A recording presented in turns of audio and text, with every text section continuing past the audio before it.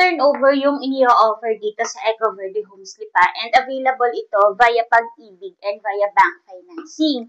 Dito sa second floor natin, nandito yung ating total of 3 bedrooms tsaka yung isa pa nating toilet and bath. Ito yung ating toilet and bath dito sa second floor. Complete set of fixtures pa rin naman to. Meron pa rin tayo yung water closet with lavatory. And ito yung ating wet area or shower area. Yan, may handheld shower pa rin naman tayo dyan. Dito naman tayo. Ito yung ating bedroom number 1. Yan, naalisin nyo lang yung gamit. Pero ang maganda kasi dito is may mga room partitions na as well as may tiles na and then painted na rin yung ating mga walls. Kita nyo naman, malalaki yung space natin. Actually, pwedeng gawin nyo itong or gayahin nyo yung idea na to or yung design, yung layout ng mga bedrooms natin dito.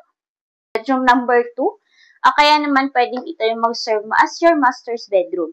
Kita nyo malalaki yung space natin. Yung bed na ginamit dito para sa reference nyo is queen size bed and kita nyo naman malalaki yung mga bintana natin sa areas na yun. And ito yung ating last bedroom dito sa second floor. Even though mga common bedrooms nga siya, is malalaki pa rin naman yung mga spaces. So kung naghahanap ka ng complete turnover house for sale in Lipa City and gusto mo yung available via bank or Pag-ibig financing, complete turnover na to dito sa Eco Verde Homes Lipa, which is very accessible lang din naman.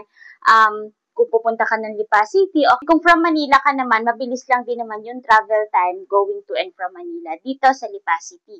Kaya kung interested ka, ilalagay namin dyan sa description box yung details at ang aming contact numbers. Thank you for watching!